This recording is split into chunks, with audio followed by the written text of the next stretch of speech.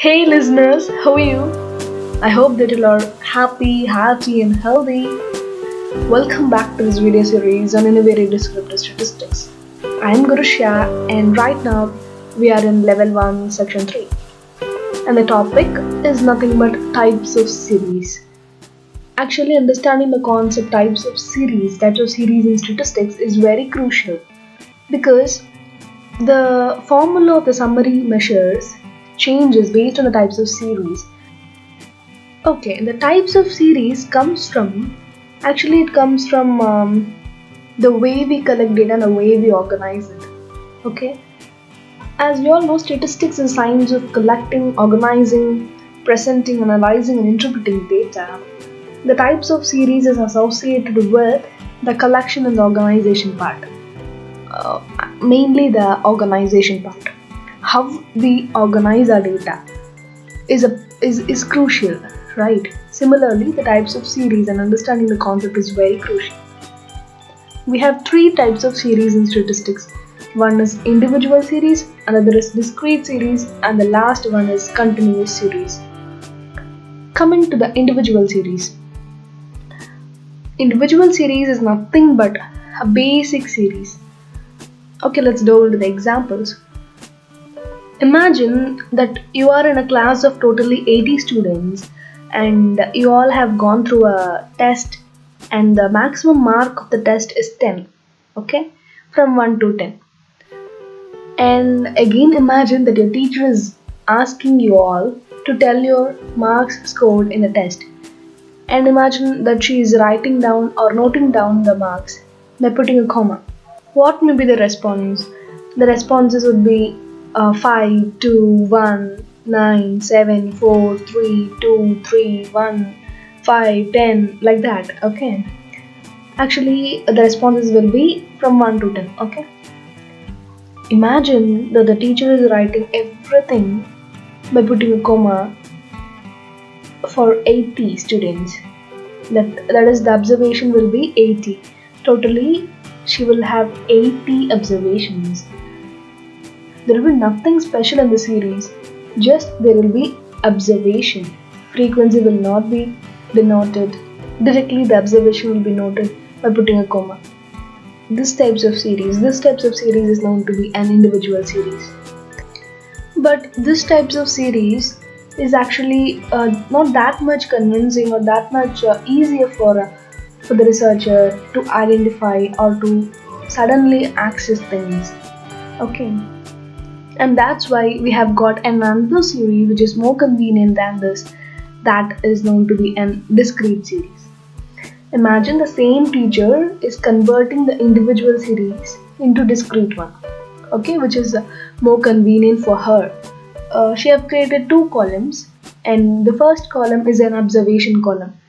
In the observation, she have written 10 from 1 to 10. That is, the observation starts from 1 and ends at 10. Is that clear? The nearby column denotes the frequency. What she thought was she could write the frequencies of the observation. That is 1, how many times the 1 have occurred, how many times the mark 5 was scored by the students, how many times 10 was scored, like that.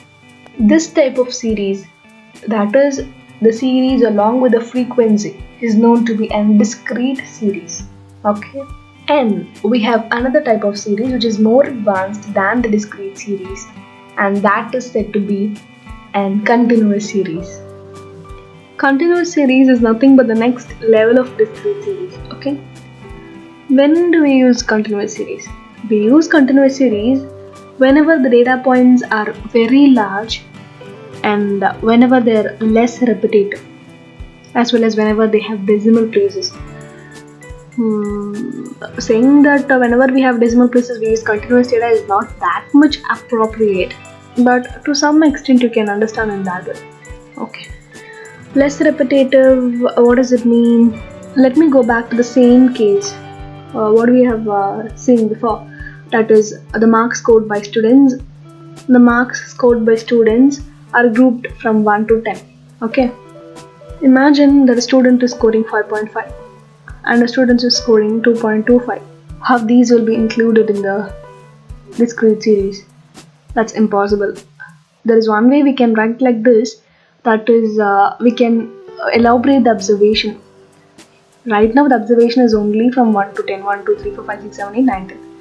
We can elaborate it like 1.5, 1.25, 1.75, 2, 2.5, 2.25, 2.5, 3, 3.25, 3.5, 3.75, 4, like that. Oof, how tough it is. Similarly, that will not give an extra value. I mean, the data points will not be that much repetitive. The 5.5 will be scored only by one person, and the 7.25 will be scored only by two people. That is not that much repetitive, but it goes very long.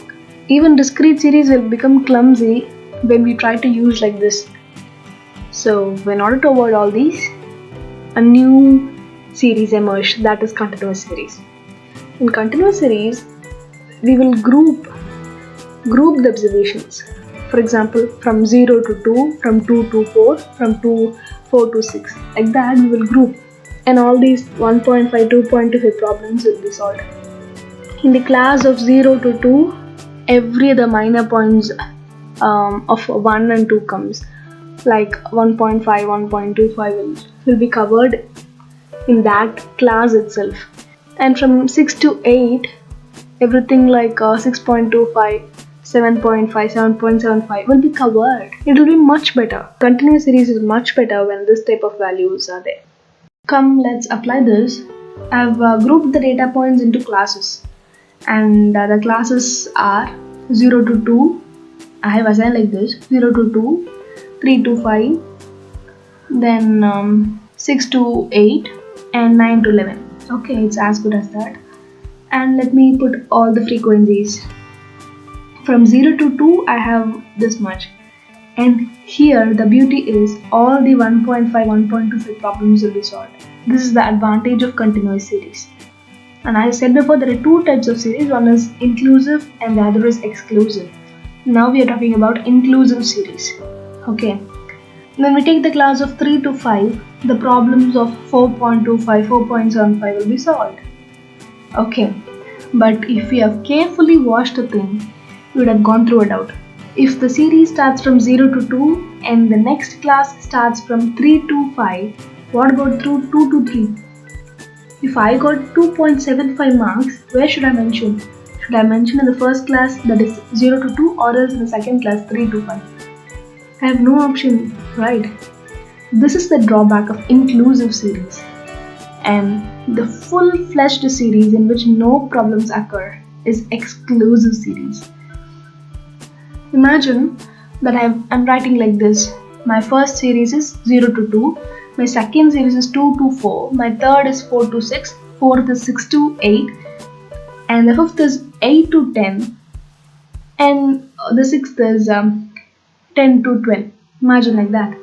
Here, the 2 to 3 problem is solved, and there is no problem at all. If I got 2.75 marks, I will write in the second class. If I got 5.35 marks, I will write in the third class. So everything will be perfect, right? This types of series is known to be an exclusive series, and both inclusive and exclusive is a part of continuous series. Okay. I have a question. If you score actually exactly 2 marks, where will you put? Will you put in the first class from 0 to 2, or else in the second class 2 to 4? Where will you enter the mark?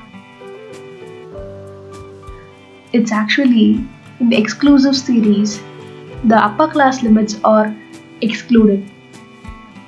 I mean, first of all, the class limits are 0 is a lower class limit, and the 2 is the upper class limit. The 2 is the lower class limit, and the 4 is the upper class limit. The 4 is the lower class limit, and the 6 is the upper class limit. Okay, in the exclusive series, the upper class limits are excluded. That's not included. That too is arbitrary too. We can imagine like this. We can enter from 0 till 1.999, and 2 can be entered in the next class. Similarly, 2 we can enter till 3.999. Okay, and exactly the 0.4 should be entered in the next class, 4 to 6. Okay, in the exclusive series, the final upper class limits are excluded. Whereas in inclusive series, the upper class limits are included. From 0 to 1 in sense, if we got 1 mark, we have to enter there only. There is no other go. This is one of the easiest way to remember the differences between them.